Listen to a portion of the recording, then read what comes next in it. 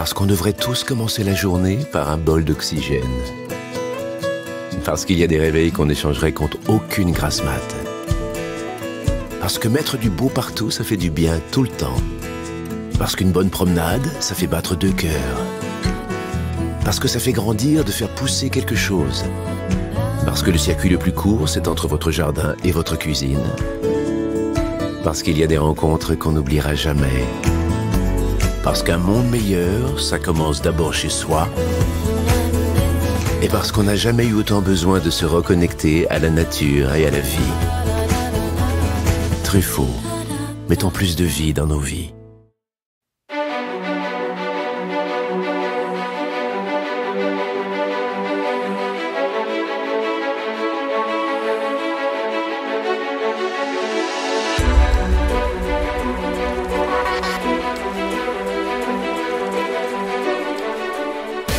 Vous cherchez la petite bête? Toutes les réponses dans le dossier de Bienvenue au Jardin.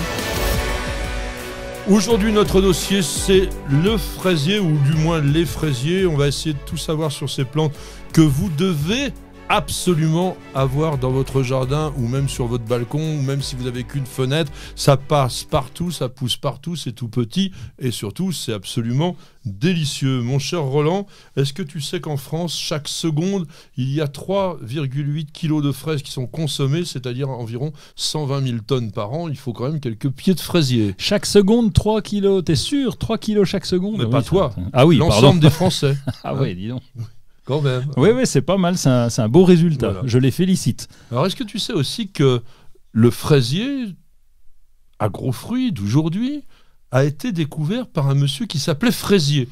Ah oui, en 1713, mais c'est vrai qu'auparavant, on s'intéressait plutôt à la fraise des bois. Donc les Romains nous l'ont ramené. Au Moyen-Âge, on allait consommer la fraise des bois. C'est Monsieur Fraisier, le fameux Monsieur Fraisier. Amédée François Fraisier. Mais ça s'écrivait pas pareil, ça s'écrivait F-R-E-Z-I-E-R. Alors il a été envoyé par Louis XIV le long de la côte ouest de l'Amérique du Sud pour, rien à voir avec les plantes ou les fraises, étudier clandestinement les fortifications espagnoles, portugaises qu'il y avait au Chili et au Pérou. Et c'est au Chili, parce que lui, alors franchement, il en avait rien à faire de tout ça. Il se baladait dans la forêt, dans la campagne, etc. Et il a trouvé une plante. Il a décrit ça dans son carnet de voyage de la façon suivante. Ces fruits sont ordinairement gros comme une noix et quelquefois comme un œuf de poule. Alors là, il en avait trouvé des gros. Ils sont d'un rouge blanchâtre et un peu moins délicat que le goût de nos fraises des bois. Donc ce fraisier du Chili, il a été introduit en Europe, mais il ne marchait pas. Enfin, du moins, il ne fructifiait pas. Et il a fallu qu'il y ait un croisement avec un autre fraisier américain qui est le fraisier de Virginie pour que l'on ait les ancêtres des variétés fruitières de fraisiers actuelles. Et le gars, il sera appelé artichaut, il aura ramené des artichauts. Alors hein, peut-être, mais en tous les cas, on va parler alors avec quelqu'un qui va être plus expert que toi, parce que vraiment, là, tu me déçois terriblement. On va appeler Pierre-Adrien Lagneau, c'est le jardinier de Truffaut, vous le rencontrez dans les fêtes des plantes, vous pouvez aussi aller le voir parfois sur son jardin magnifique qu'il y a dans l'Essonne. Pierre-Adrien, il cultive certainement des fraisiers. Bonjour Pierre-Adrien, tu es avec nous ? Oui, bonjour Patrick, bonjour Roland, je suis avec vous. Eh bien écoute, c'est un plaisir. Tu as beaucoup de fraisiers dans le jardin Truffaut ? On en a pas mal, oui, on en a pas mal parce que d'abord on est des gourmands et c'est vraiment une plante facile pour se faire plaisir et comme tu disais, on peut la cultiver un peu partout, balcon, une jardinière, on peut y arriver, un pot en pleine terre, c'est vraiment une plante qui est facile. Alors on va faire un tout petit poil de botanique. Je vous pose la question à tous les deux. Est-il vrai que le fraisier est apparenté au rosier ? Alors là, tu me poses une colle. Le fraisier appartient à la famille des rosacées. Donc il est à la fois parent des rosiers, mais des pommiers, des poiriers, des pruniers, de tous nos arbres fruitiers. Alors c'est vrai que ça n'a strictement rien à voir, sauf que la botanique, au niveau du classement, c'est la fleur qui compte. Eh bien, regardez bien. Une fleur de fraisier, c'est exactement la base de la famille des rosacées, à savoir une fleur ronde avec 5 pétales. Et on a 5 petits pétales blancs qui vont nous donner des bonnes fraises. Alors, on dit que la fraise n'est pas un fruit. Est-ce que vous savez pourquoi ? Parce que je crois que les fruits de la fraise, c'est les petites graines qui sont englobés dans cette chair rouge et qu'on appelle les akènes, c'est ça? Mais oui, 10 sur 10 pour notre ami de Pierre-Adrien de chez Truffaut. Oui, c'est exactement ça. Donc le réceptacle floral grossit, devient charnu, alors que le fruit qu'on appelle, comme tu dis, un akène, c'est-à-dire c'est un petit fruit sec qui ne s'ouvre pas, indéhiscent, eh bien c'est ce qu'on croit être des graines, eh bien non, ce sont les fruits. La graine étant à l'intérieur du fruit, ce qui vous dit que c'est pas bien gros la graine de fraisier. Et oui, donc le fruit, c'est le truc qui nous reste entre les dents une fois qu'on mange une fraise. D'accord. C'est intéressant, hein. Alors, mon cher Pierre-Adrien, actuellement, donc, dans les jardineries et chez Truffaut en particulier, il doit y avoir quand même pas mal de fraisiers qui sont présents à la vente parce que c'est quand même le bon moment pour les planter. Absolument. Donc, vous les présentez uniquement en godet ou est-ce qu'on peut aussi les avoir à racines nues? Alors, racines nues, non, mais on a des godets et on a des barquettes, par exemple, c'est des petites mottes, ouais.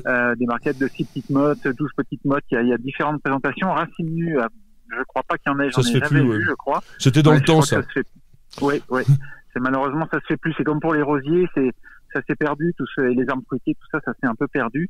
Un savoir-faire, c'était compliqué, il fallait des jauges avec du sable et autres. Donc tout ça, on fait plus, mais dans les petits godets, il y a beaucoup de choix, effectivement. Alors si j'achète des fraisiers, justement, petits godets, ils sont tout petits, etc., ils vont me donner des fraises quand? Alors, si c'est des remontants, c'est-à-dire des fraisiers qui produisent plusieurs fois dans l'année, ceux-là, ils vont donner des fraises dès cette année. Dès cette année, en fin de saison. Voilà. En fin de saison, voilà, exactement, plutôt en fin de saison. Et si ce sont des fraisiers non remontants qui ont une grosse production vers le mois de juin, à peu près, mai-juin, alors ceux-là, ils donneront pas de fruits cette année, ils vont bien s'installer tranquillement dans la terre où ils sont plantés, et ils donneront des beaux fruits l'année prochaine. Alors Roland, on a parlé pas mal récemment de paillis. Quand tu plantes tes fraisiers, tu fais un paillis? Oui, systématiquement. Alors, paillettes de chanvre, parce que le lin, bon, on a passé un peu le goût du lin. Pourquoi? Parce que il y a des mauvaises herbes partout. Ben oui, il y a le lin qui repousse, et donc on est parti sur le chanvre, et donc le chanvre va très bien. Le paillage permet de garder le fraisier au frais, et surtout, quand il pousse, eh bien, il pousse non pas sur la terre, donc ça limite un petit peu les pourritures du fruit. Voilà. Et toi, Pierre-Adrien, tu fais quoi? Bah pareil, on les met sur un paillage. Alors effectivement, du chanvre aussi, ou du broyat de bois, ce qui protège les fraises effectivement de la terre. En plus, le chanvre, l'intérêt du chanvre, c'est que les limaces n'aiment pas trop passer dedans. Donc, comme les limaces sont un petit peu amatrices de fraises comme nous, c'est bien d'avoir ça. Ça limite un peu. On a complètement zappé aujourd'hui les films de paillage. Oui, parce que les films de paillage, en fait, c'est du plastique. Et en fait, le plastique, c'est pas terrible. Et si c'est bien géré, si c'est bien enlevé, si on laisse pas traîner de petits bouts de plastique dans le sol qui vont s'envoler, qui vont partir dans les rivières, se retrouver dans les mers. Il y a des plastiques biodégradables. Effectivement, il y en a qui se dégradent au bout d'1 an, d'autres au bout de 3 ans. Mais moi, je préfère l'aspect naturel du paillage de chanvre ou des copeaux de bois ou du broyat, tout simplement. C'est plus joli, ça nourrit le sol. Donc, en mettant un paillage végétal, ça va fabriquer de l'humus. Avec toute la microfaune du sol, va venir dégrader ce paillage et va transformer en humus, qui est la terre idéale pour les fraisiers. Et Pierre-Adrien, je sais que tu t'es lancé dans des tests de culture sur bottes de paille. As-tu testé les fraisiers sur ces bottes de paille? Alors, on en a fait un peu l'année dernière, mais c'était un endroit qui était trop ensoleillé. Et c'était une terrasse qui exposait plein sud. Et finalement, le test des bottes de paille, ça a un peu poussé. On a eu quelques tomates, quelques blettes, quelques salades, quelques fraises, mais c'était un peu, ça demandait beaucoup trop d'arrosage. Donc, on va recommencer cette année, mais à un endroit un petit peu plus ombragé, parce que le fraisier aime le soleil, mais quand même pas les expositions les plus brûlantes. Et au niveau du sol, mes amis, dans quel type de sol vous conseillez que l'on plante nos fraisiers? Je dirais humifère et drainant. Riche, humifère et drainant. Et pas trop calcaire, hein, je pense un petit peu acide quand même. Oui, le fraisier supporte bien l'acidité, et par contre il n'aime pas du tout le calcaire. Donc un sol un petit peu acide, ça marche bien. Et le paillage est indispensable parce qu'il doit garder sa fraîcheur, et ça c'est capital. Tu l'as précisé, Pierre-Adrien, par rapport à l'été un petit peu trop sec ou trop chaud, et donc le paillage est indispensable. Alors est-ce qu'on met un peu d'engrais quand même une fois qu'on a planté ces fraisiers? Si le sol est suffisamment riche en humus, c'est pas spécialement la peine. Après, si c'est des fraisiers en pot ou en jardinière, comme le fraisier est très gourmand, il épuise vite le sol. Un engrais bio riche en matière organique, un engrais liquide par exemple, pour ça c'est pas mal. Mais il n'y a pas un risque d'avoir trop d'azote, parce que moi je suis pas toujours fanat de tout ce qui est bio à cause de ça. Quand on regarde par exemple les compositions des engrais fraisiers dans le commerce, on a quand même beaucoup de phosphore et de potasse pour favoriser la fructification, alors que si on met trop d'organique, on aura des feuilles. Si on met que de l'organique, le fraisier fera pas beaucoup de fruits, il fera que des feuilles.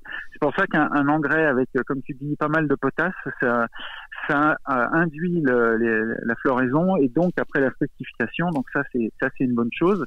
Et de toute façon, le fraisier, je pense que Roland sera d'accord avec moi, comme c'est une plante ultra gourmande, elle a tendance à vite épuiser son sol. Et on dit dans les jardins qu'il faut les changer de place tous les 3-4 ans. Oui. C'est aussi pour les maladies à virus, ça c'est très important. Alors très rapidement chacun, votre variété favorite? Marat des Bois. Alors moi, pareil. Alors Marat des Bois, variété formidable de Monsieur Marionnet en 1992. Ouais. C'est un fraisier remontant qui effectivement a une chair qui a un goût très voisin de celui de la fraise des bois, qui est très fin. Merci beaucoup Pierre-Adrien. Donc on te retrouve, je le dis, chez Truffaut, même d'ailleurs dans les vidéos de Truffaut, qui sont aussi sur YouTube comme les nôtres. Absolument. Et donc à très bientôt. À très bientôt, j'étais ravi de vous entendre. Salut Pierre. Merci de nous avoir suivis, c'était vraiment sympa de votre part. Vous êtes de plus en plus nombreux à être à la fois sur les chaînes de podcast, sur News Jardin TV, à YouTube.